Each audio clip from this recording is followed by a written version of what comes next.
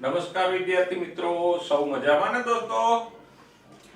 દોસ્તો આપણે ગયા વખતે મનુષ્યમાં ગર્ભ વિકાસની ચર્ચા કરતા હતા અને ગર્ભ વિકાસની ચર્ચામાં આપણે 3 તબક્કાઓ પાડ્યા હતા. ભલે પુસ્તકમાં આપણને ટોપિક વાઇઝ નથી પણ આપણે 3 તબક્કાઓ પાડ્યા હતા. પહેલો તબક્કો હતો ગર્ભકોષ્ઠ કોથળીનું નિર્માણ, બીજો તબક્કો જરાયુ નિર્માણ અને જરાયુના કાર્યોની વાત કરી અને આજે ત્રીજો તબક્કો જોઈએ ભ્રૂણ વિકાસ.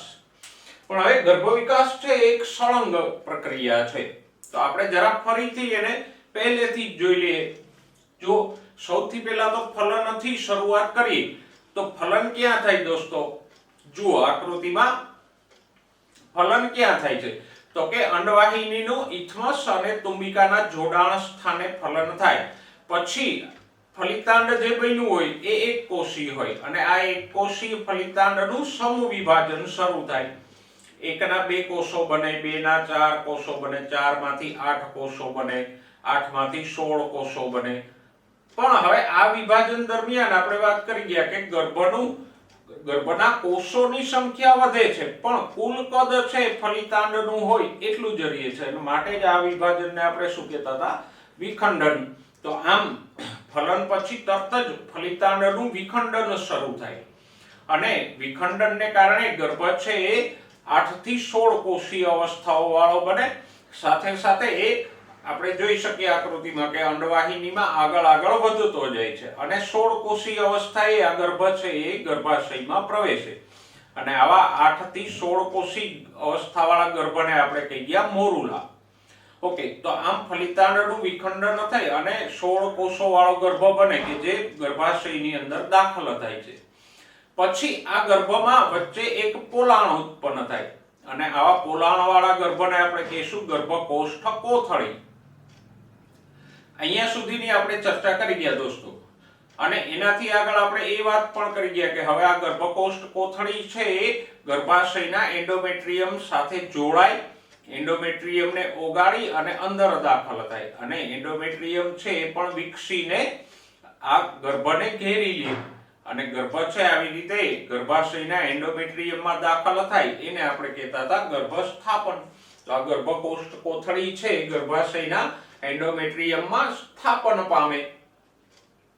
ઓકે, હવે જો અહીંયા આકૃતિમાં આપણે ગર્ભકોષ્ઠ કોથળી દર્શાવેલ છે.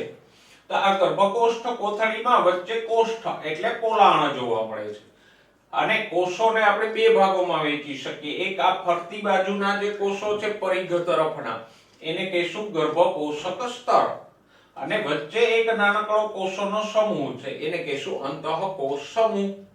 તો આ થઈ ગર્ભકોષ્ઠ કોથળીની રચના કે જેમાં 2 ભાગો હતા, ગર્ભકોષક સ્તર અને અંતઃકોષ સમૂહ. હવે બીજા તબક્કા ઉપર આવીએ, એ છે જરાયુ નિર્માણ. આ ગર્ભકોષ્ઠ કોથળી છે એ એન્ડોમેટ્રિયમમાં સ્થાપિત થાય એટલે એમાંથી આવા મૂળ જેવા લંબાયેલા ભાગો ઉત્પન્ન થાય. એને આપણે કહેતા હતા જરાયુજ અંકુરકો. આ જે આંગળી જેવા પ્રવર્ધો ઉત્પન્ન થયા છે એને આપણે શું કહેતા હતા? જરાયુજ અંકુરો.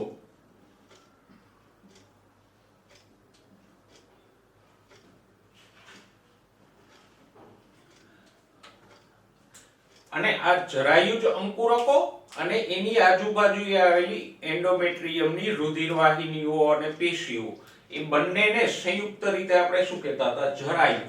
તો આમ ગર્ભકોષક સ્તરમાંથી જરાયુનું નિર્માણ થયું. ઓકે, પછી આપણે જોયા જરાયુના કાર્યો કે જરાયુના કાર્યો શું છે તો કે જરાયુના 2 કાર્યો છે. પહેલું કાર્ય અને મુખ્ય કાર્ય હોય તો માતા અને ભ્રૂણ વચ્ચે દ્રવ્યોની આપ-લે કરવાનું. આ જરાયુજ અંકુરકો છે આજુબાજુ જે માતાના ગર્ભાશયની પેશીઓ કે રુધિરવાહિનીઓ હોય એમાંથી ઓક્સિજન અને પોષક દ્રવ્યો શોષી અને ભ્રૂણને આપશે અને ભ્રૂણમાં ઉત્પન્ન થતા CO2 અને ઉત્સર્ગ દ્રવ્યોનો માતાની રુધિરવાહિનીઓમાં નિકાલ કરશે. તો આમ જરાયુ છે એ O2 અને પોષક દ્રવ્યો માતાના રુધિરમાંથી શોષી અને ભ્રૂણને આપે અને ભ્રૂણમાં ઉત્પન્ન થતા CO2 અને ઉત્સર્ગ દ્રવ્યોનો માતાના રુધિરમાં નિકાલ કરે. યસ, અહીંયા એક મહત્વની વસ્તુ આપણે સમજી શકીએ કે અહીંયા જુઓ, એવું નથી બનતું કે માતાનું રુધિર છે ભ્રૂણની અંદર જ જાય છે, ના, ફક્ત ભ્રૂણ અને માતાની વચ્ચે પોષક દ્રવ્યો, ઉત્સર્ગ દ્રવ્યો O2 અને CO2 ની જ આપલે થાય છે. બંનેનું રુધિર ક્યાંય સંપર્કમાં નથી આવતું, કે ના તો એવું હોય કે માતાનું રુધિર છે એ ભ્રૂણની અંદરથી પસાર થાય ને ભ્રૂણને પોષક દ્રવ્યો પૂરા પાડે. ઓકે, તો આમ આ ગર્ભપોષક સ્તરમાંથી આવા જરાયુજ અંકુરકો બને અને એમાંથી જરાયુનું નિર્માણ થાય. અને જરાયુનું પહેલું કાર્ય આપણે જોયું કે ઓક્સિજન, પોષક દ્રવ્યો, કાર્બન ડાયોક્સાઇડ અને ઉત્સર્ગ દ્રવ્યોની આપલે કરે. જરાયુનું બીજું કાર્ય હતું અંતઃસ્ત્રાવો ઉત્પન્ન કરવાનું. જરાયુ મુખ્યત્વે કયા કયા અંતઃસ્ત્રાવો ઉત્પન્ન કરે? તો કે HCG એટલે હ્યુમન કોરિયોનિક ગોનેડોટ્રોપિન, HPL એટલે હ્યુમન પ્લેસેન્ટલ લેક્ટોજન, પ્રોજેસ્ટાજન્સ, ઇસ્ટ્રોજન્સ અને રિલેક્સિન. આ 5 અંતઃસ્ત્રાવોનો સ્ત્રાવ જરાયુ દ્વારા થતો હતો. ઓકે, તો આપણે આ જરાયુ નિર્માણની ચર્ચા કરી. ઓકે, હવે આ અંતઃકોષ સમૂહ હતો એમાંથી શું બને? તો કે એમાંથી આવી એક તક્તી બને. આ કોષોમાંથી આવી એક ગોળાકાર તક્તી જેવી રચના બને. એ તક્તીને કહેશું ભ્રૂણીય તક્તી.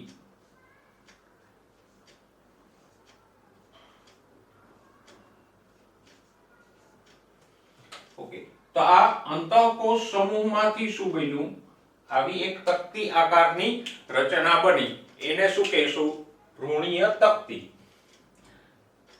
તો આમ ગર્ભપોષક સ્તર છે જરાયુનું નિર્માણ કરે, અંતઃકોષ સમૂહ છે આવી ભ્રૂણીય તક્તી બનાવે. હવે આ ભ્રૂણીય તક્તીના કોષો છે 3 સ્તરમાં વહેંચાય. સૌથી પહેલા આ 2 સ્તરો બને, અંતઃસ્તર અને બાહ્ય સ્તર, અને પછી તરત જ એમાં વચ્ચે કોષોનું ત્રીજું સ્તર બને, એને કહેશું મધ્ય સ્તર. તો આ ભ્રૂણીય તક્તીના કોષો 3 સ્તરોમાં વિભાજિત થાય છે. કયા? અંતઃસ્તર, મધ્ય સ્તર અને બાહ્ય સ્તર. અને એટલે જ આપણે મનુષ્યને ત્રિગર્ભસ્તરી પ્રાણી કહીએ. ઓકે, હવે આ ભ્રૂણીય તક્તી છે એનું અંતર્વલન થશે. એટલે કે આ તક્તી આમ છે તો એ ચારે બાજુથી આમ ભેગી થશે. જો અંતઃસ્તર છે એ ઉપરની તરફ છે, બાહ્ય સ્તર અહીંયા આપણે નીચે દર્શાવ્યું છે. હવે આ તક્તી આમ ભેગી થાય ચારે બાજુથી તો બાહ્ય સ્તર છે ફરતી બાજુએ આવી જાય અને અંતઃસ્તર છે એ અંદરની તરફ જતું રહે.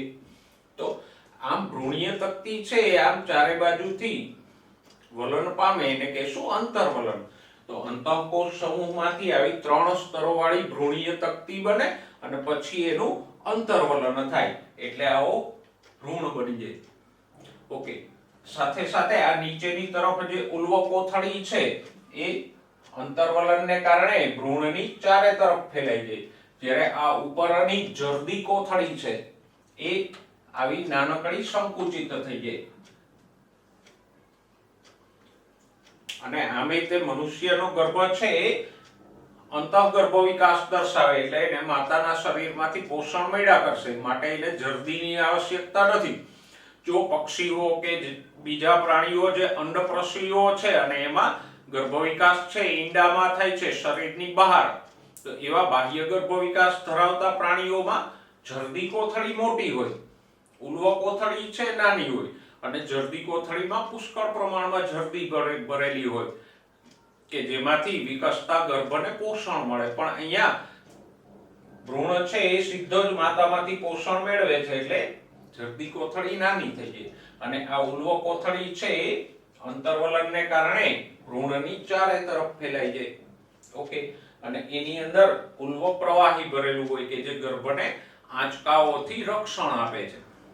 તો આમ સૌથી પહેલા ગર્ભકોષ કોથળી બને, એના ગર્ભપોષક સ્તરમાંથી આવા જરાયુજ અંકુરકો અને જરાયુનું નિર્માણ થશે. અંતઃકોષ સમૂહમાંથી 3 ગર્ભસ્તરો વાળી ભ્રૂણીય તક્તી બને અને પછી ભ્રૂણીય તક્તીના અંતર્વલનથી ભ્રૂણ નિર્માણ પામે. એટલે આપણે સરવાળે કહી શકીએ કે આ જે અંતઃકોષ સમૂહ છે એમાંથી જ શિશુના શરીરનું નિર્માણ થાય. ગર્ભપોષક સ્તરના કોષો છે એ બાળકના શરીરના નિર્માણમાં કોઈ ભાગ ભજવતા નથી. એને પોષણ આપવું ને ઉલ્વ પ્રવાહીનો સ્ત્રાવ કરવો એવી બાબતોનું એક કાર્ય કરશે. ઓકે, તો જોઈએ હવે આ ભ્રૂણ વિકાસ છે એ કેવી રીતે થાય છે. ઓકે દોસ્તો, હવે ભ્રૂણ વિકાસમાં આગળ વધીએ તો 3 ગર્ભસ્તરો વાળી જે ભ્રૂણીય તકતી બને છે એ ભ્રૂણીય તકતીનું અંતર્વલન થાય અને એ ભ્રૂણીય તકતીમાંથી આવો ભ્રૂણનો વિકાસ શરૂ થાય. હવે સૌથી પહેલા તો ભ્રૂણ વિકાસની અવધિની વાત કરીએ તો મનુષ્યમાં ભ્રૂણ વિકાસની અવધિ કેટલી છે તો કે 9 મહિના. 9 મહિના એટલે આશરે 40 અઠવાડિયા. 40 × 7 કરો તો લગભગ 275 થી 80 દિવસ એટલે કે 9 મહિના કે 40 અઠવાડિયા છે. બીજા પ્રાણીઓ વિશે પણ આપણને આપ્યું છે પુસ્તકમાં. તો કૂતરાઓમાં ગર્ભ અવધિકાળ કેટલો છે તો કે 63 દિવસ સરેરાશ. બિલાડીઓમાં કેટલો છે તો કે 58 થી 67 દિવસ એટલે આપણે સરેરાશ કહી શકીએ 65 દિવસ. અને હાથીનો ગર્ભ અવધિકાળ છે એ આ બધામાં સૌથી લાંબો છે. કેટલો છે 22 મહિના. તો આમ મનુષ્યનો ગર્ભ અવધિકાળ કેટલો છે 9 મહિના કે 40 અઠવાડિયા.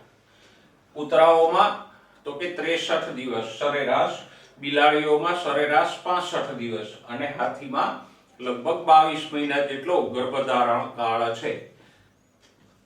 આટલા સમય સુધીના ગર્ભ વિકાસને અંતે પ્રસૂતિ શક્ય બને. ઓકે, મનુષ્યના ગર્ભ વિકાસ ઉપર પાછા આવીએ તો ભ્રૂણીય તકતીના અંતર્વલનથી જે ભ્રૂણનું નિર્માણ થાય એ ભ્રૂણ છે એ આ ઉલ્વ પ્રવાહીની અંદર કે ગર્ભજળની અંદર તરતો રહે અને આગળ વિકાસ પામશે. જો મનુષ્યના ગર્ભ વિકાસની મુખ્ય લાક્ષણિકતાઓ અહીંયા આપણને આપી છે તો એમાં સૌથી પહેલા 1 મહિના બાદ તો કે હૃદય નિર્માણ પામે. ઓકે, હવે અહીંયા હજુ હૃદય છે એ કર્ણકોક્ષેપકો વાળું ના હોય કે એ રુધિરનું પમ્પિંગ કરતું નથી, પણ હૃદય સ્નાયુ પેશીનો જથ્થો ઉત્પન્ન થાય અને એ સંકોચન વિકોચન પામવાનું શરૂ કરે. તો 1 મહિનાના અંતે હૃદય સ્નાયુ પેશીનો જથ્થો નિર્માણ પામે એને આપણે હૃદય કહી શકીએ. ભલે એ હજુ રુધિરનું પરિવહન કરતું નથી કારણ કે હજુ તો રુધિર વાહિનીઓનો પણ વિકાસ ન થયો હોય. તો હૃદય નિર્માણ પામે અને ડોક્ટર છે સ્ટેથોસ્કોપ દ્વારા એના ધબકારાઓ સાંભળી શકે. ક્યારે 1 મહિના અથવા તો કહીએ 4 અઠવાડિયાને અંતે. ઓકે, 2 મહિના બાદ તો કે ઉપાંગો અને આંગળીઓનો વિકાસ શરૂ થાય. પ્રાથમિક ઉપાંગો દેખાય જેમ અહીંયા દર્શાવ્યા છે એ રીતે અને એ ઉપાંગોમાંથી આંગળીઓ લંબાવવાની શરૂઆત થાય. 3 મહિના બાદ એટલે કે 12 અઠવાડિયાને અંતે મુખ્ય અંગતંત્રો વિકસે અને એ ઉપરાંત બાહ્ય જનનાંગોનો પણ વિકાસ થાય. એટલે કે પાચન માર્ગ, મૂત્રપિંડોનો વિકાસ થાય, રુધિર વાહિનીઓનો વિકાસ શરૂ થાય અને બાહ્ય જનનાંગો જો માદા ગર્ભ હોય તો જેને આપણે ઉલ્વા કે પ્યુડેન્ડમ કહી ગયા એ વિકસે. નર ગર્ભ હોય તો શિશ્નનો વિકાસ શરૂ થાય. 5મા મહિના પછી તો કે 5મા મહિને ગર્ભનું હલનચલન શરૂ થાય અને આ હલનચલન છે એ માતા અનુભવી શકે. ઓકે, અને માથા ઉપર વાળ જોવા મળશે. 6 માસને અંતે એટલે કે 24 અઠવાડિયા પછી ત્વચા ઉપર વાળ કે રૂંવાટી થાય અને આંખના પોપચા છે ઉપર અને નીચેના પોપચા અલગ પડે. સાથે સાથે પાંપણોનો પણ વિકાસ થાય. શરૂઆતમાં 2 પોપચાઓ છે જોડાયેલા હોય, હવે એ 2 પોપચાઓ અલગ પડશે અને પાંપણો વિકસશે અને 9 મહિનાના અંતે ગર્ભ છે એ પૂર્ણ વિકસિત હોય અને પ્રસૂતિ માટે તૈયાર હોય. તો આમ મનુષ્યના ગર્ભ વિકાસની મુખ્ય લાક્ષણિકતાઓ ફરી એકવાર જોઈ લે. 1 મહિના એટલે કે 4 અઠવાડિયાના અંતે પ્રાથમિક હૃદય નિર્માણ પામે અને સ્ટેથોસ્કોપ દ્વારા આ હૃદયના ધબકારાઓ પણ સાંભળી શકાય. 2 મહિના બાદ ઉપાંગો અને આંગળીઓનો વિકાસ શરૂ થાય. 3 મહિના બાદ તો કે મુખ્ય અંગતંત્રો વિકસિત થાય અને બાહ્ય જનનાંગો પણ જોઈ શકાય. 5મા મહિને તો કે ગર્ભનું હલનચલન શરૂ થાય, એ ખાસ યાદ રાખજો. અને માથા ઉપર વાળ જોવા મળે. 6 મહિનાને અંતે ત્વચા ઉપર રૂંવાટી જોવા મળે. સાથે સાથે આંખના પોપચાઓ અલગ પડે અને આંખની પાંપણોનો વિકાસ થાય. અને 9 માસ બાદ ગર્ભ છે એ પ્રસૂતિ માટે તૈયાર થઈ જાય. તો આમ મનુષ્યની ગર્ભાવસ્થાના મુખ્ય તબક્કાઓ આપણે જોયા. ઓકે મિત્રો, હવે આવીએ ચેપ્ટરના છેલ્લા ટોપિક ઉપર, એ છે પ્રસૂતિ અને દુગ્ધસ્ત્રાવ.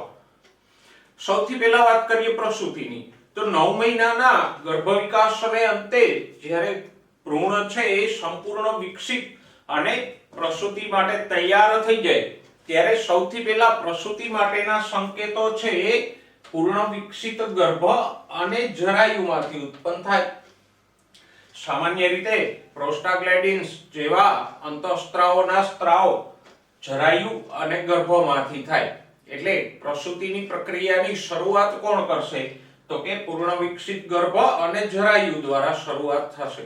અને ગર્ભ અને જરાયુમાંથી સ્ત્રાવ પામતા પ્રોસ્ટાગ્લેન્ડિન્સ કે રિલેક્સિન જેવા અંતઃસ્ત્રાવોને કારણે ગર્ભાશયના સ્નાયુઓનું હળવું સંકોચન પ્રેરાય.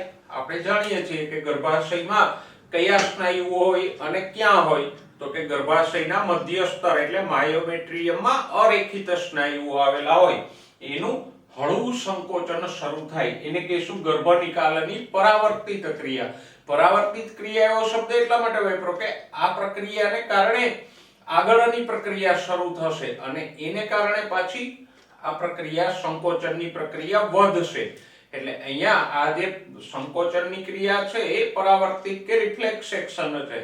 એના કારણે ઓક્સિટોસિનનો સ્ત્રાવ થશે અને ઓક્સિટોસિનથી સ્નાયુઓનું સંકોચન ફરીથી વધશે. તો આમ ગર્ભ અને જરાયુમાંથી જે સંકેતો કે અંતઃસ્ત્રાવો ઉત્પન્ન થાય એને કારણે ગર્ભાશયના માયોમેટ્રિયમમાં આવેલા અરેખિત સ્નાયુઓનું હળવું સંકોચન શરૂ થાય. એટલે કે ગર્ભ નિકાલની પરાવર્તિત ક્રિયા શરૂ થાય. ઓકે, હવે આ સંકોચનને કારણે માતાની પિટ્યુટરીમાંથી, ગર્ભની નહીં, માતાની પિટ્યુટરીમાંથી ઓક્સિટોસિનનો સ્ત્રાવ થાય. ધોરણ 11 પ્રકરણ નંબર 22 માં આપણે ભણી ગયા કે ઓક્સિટોસિન છે ગર્ભાશયના સ્નાયુઓનું સંકોચન પ્રેરે અને સ્તન ગ્રંથિઓમાંથી દૂધનો સ્ત્રાવ પ્રેરે છે. તો આ ઓક્સિટોસિનનો સ્ત્રાવ માતાની પિટ્યુટરીમાંથી શરૂ થાય એટલે જેને આપણે લેબર પેઇન અથવા તો પ્રસવનો દુખાવો કહીએ એ શરૂ થાય. ઓકે, હવે આ ઓક્સિટોસિન છે ગર્ભાશયના અરેખિત સ્નાયુઓનું શક્તિશાળી સંકોચન પ્રેરે. હવે અહીંયા પણ ક્રિયા છે પરાવર્તિત છે. ઓક્સિટોસિનનો સ્ત્રાવ થાય એટલે ગર્ભાશયના સ્નાયુઓનું સંકોચન શરૂ થાય. હવે આ સંકોચનને કારણે ઓક્સિટોસિનનો સ્ત્રાવ વધશે. ઓક્સિટોસિનનો સ્ત્રાવ વધે તો સ્નાયુઓનું સંકોચન વધારે થાય. સ્નાયુઓનું સંકોચન વધે તો ઓક્સિટોસિનનો સ્ત્રાવ પણ વધે. તો આમ અહીંયા આ ક્રિયા છે એ પરાવર્તિત ક્રિયા છે અથવા તો આપણે કહીએ કે હકારાત્મક પ્રતિપોષી ક્રિયા છે. ઓકે, અને છેવટે ગર્ભાશયના સ્નાયુઓનું સંકોચન છે એ એકદમ શક્તિશાળી થઈ જાય. સાથે સાથે ગર્ભાશયનું મુખ એટલે ગ્રીવા છે એ પણ ખુલે અને ગર્ભાશયના સંકોચનને કારણે પ્રસવ કે બાળ જન્મ થાય. આમ ફરી એકવાર જોઈ લે ક્રિયાને. અને આ જે ટૂંકમાં મુદ્દાસર ક્રિયા લખી છે એને નોંધી પણ લેજો કે ગર્ભ નિકાલની ક્રિયા કે પ્રસવની ક્રિયાની શરૂઆત કોણ કરે છે? તો કે ગર્ભ અને જરાયુમાંથી જે સંકેતો આવે એને કારણે ગર્ભાશયના સ્નાયુઓનું હળવું સંકોચન શરૂ થાય. એને પરિણામે માતાની પિટ્યુટરીમાંથી ઓક્સિટોસિનનો સ્ત્રાવ શરૂ થાય અને એના કારણે ગર્ભાશયના સ્નાયુઓનું શક્તિશાળી સંકોચન થાય. સંકોચનને કારણે ઓક્સિટોસિનનો સ્ત્રાવ વધતો જાય અને ઓક્સિટોસિનનો સ્ત્રાવ વધે તો ગર્ભાશયના સ્નાયુઓનું સંકોચન પણ વધે અને સરવાળે ગર્ભાશયના સ્નાયુઓનું અતિશય સંકોચન થાય. સાથે સાથે ગ્રીવા કે ગર્ભાશયનું મુખ ખુલે એટલે બાળ જન્મ શક્ય બને. તો આપણે અહીંયા જોઈ શકીએ કે પ્રસવ માટે કયો અંતઃસ્ત્રાવ ભાગ ભજવે છે? ઓક્સિટોસિન. અને ઘણી વખત ડોક્ટર છે એ પણ પ્રસૂતિ પ્રેરવા માટે ઓક્સિટોસિન ની ગોળીઓનો ઉપયોગ કરે. બજારમાં એનું નામ છે પિટોસિન. તો આ પિટોસિન કે ઓક્સિટોસિન ની ગોળીઓ છે એનો ઉપયોગ ડોક્ટર પ્રસૂતિ પ્રેરવા માટે કરશે. ઓકે, તો આ વાત થઈ પ્રસવની. ઓકે, હવે બીજો મુદ્દો દૂધ સ્ત્રાવ. તો પ્રસૂતિ થાય એટલે દૂધ સ્ત્રાવ શરૂ થાય. હવે જો દૂધના સ્ત્રાવ માટે અહીંયા બે અંતઃસ્ત્રાવો જવાબદાર છે. એક તો ગર્ભાવસ્થા દરમિયાન પ્રોલેક્ટિન,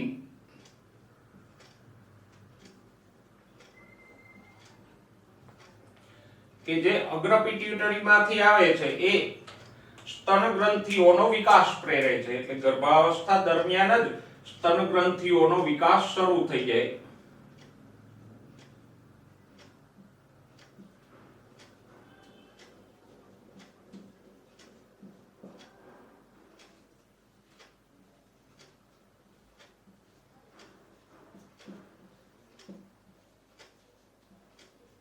અને સાથે સાથે એ પ્રસૂતિના અંતે દૂધસ્ત્રાવમાં પણ મદદરૂપ થશે. ઓકે, બીજો હોય છે ઓક્સિટોસિન. ઓક્સિટોસિન છે એ પ્રસૂતિ સમયે ઉત્પન્ન થાય અને એનું મુખ્ય કાર્ય છે ગર્ભાશયના સ્નાયુઓનું સંકોચન પ્રેરવાનું.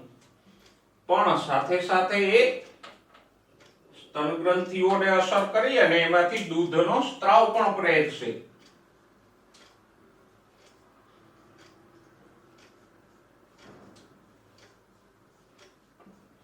આમ પ્રોલેક્ટિન છે એ ગર્ભાવસ્થા દરમિયાન સ્ત્રવિત થતો રહે અને સ્તન ગ્રંથિઓનો વિકાસ પ્રેરતો રહે. જ્યારે ઓક્સિટોસિન છે ગર્ભાવસ્થાને અંતે ઉત્પન્ન થાય અને સ્તન ગ્રંથિઓમાંથી દૂધનો સ્ત્રાવ પ્રેરશે. ઓકે, શરૂઆતના દિવસોમાં જે દૂધ ઉત્પન્ન થાય એને કહેશું નવસ્તન્ય દૂધ.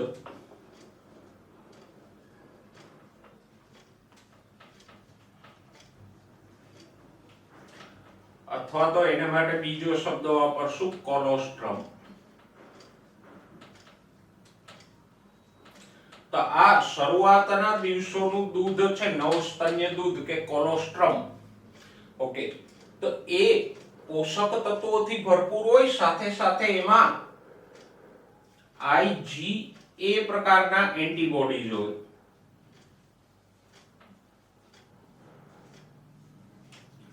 કે જે બાળકને આ નવસ્તન્ય દૂધ કે કોલોસ્ટ્રમ માંથી મળે છે, જેના કારણે બાળકની નવજાત શિશુની રોગ પ્રતિકારક શક્તિનો વિકાસ થાય.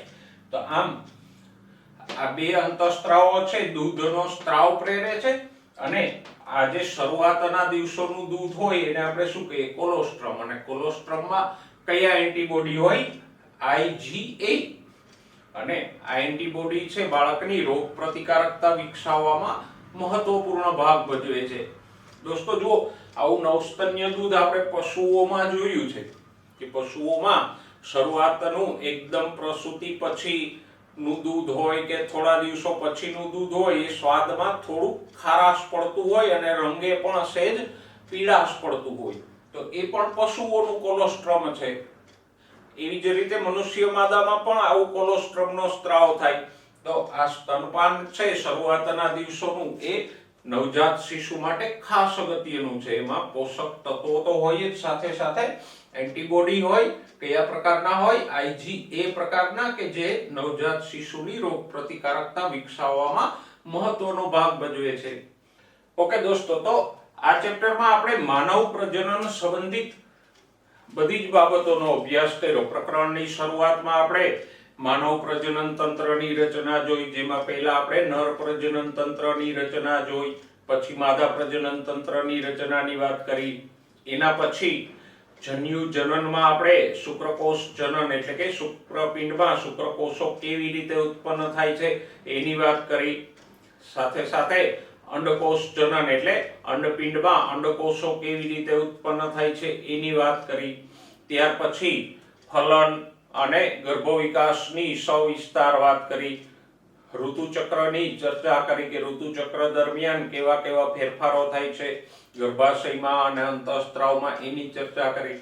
અને છેલ્લે ફલન પછી ગર્ભ વિકાસની પ્રક્રિયા આપણે 3 તબક્કામાં જોઈ. સૌથી પહેલા ગર્ભકોષ કોથળીનું નિર્માણ, એના પછી વાત કરી જરાયુ નિર્માણ અને જરાયુના કાર્યો, અને આજે આપણે પૂરું કર્યો ભ્રૂણ વિકાસ, અને સૌથી છેલ્લે પ્રસૂતિ અને દૂધસ્ત્રાવની ચર્ચા કરી. તો માનવ પ્રજનન અને પ્રજનન તંત્ર વિશે ચેપ્ટરમાં આપણે સવિસ્તાર ચર્ચા કરી.